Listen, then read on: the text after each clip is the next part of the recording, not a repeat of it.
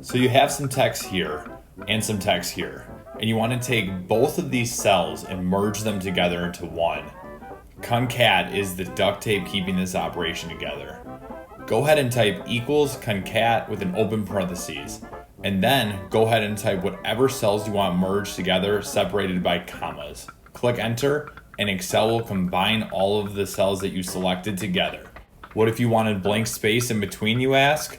Between the two cells that you selected, simply put a blank space in quotations separated by commas and hit enter.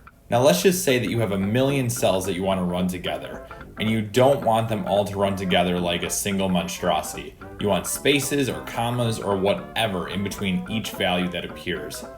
Type out this monstrosity of a function. Right here is where you want to add what you're merging, same way as before, and right here, between the quotes, write down whatever you want to appear between each value. Click enter, and bam, you've done it. Thanks for watching. Make sure to subscribe and put any questions or future video topics in the chat below. Thanks again.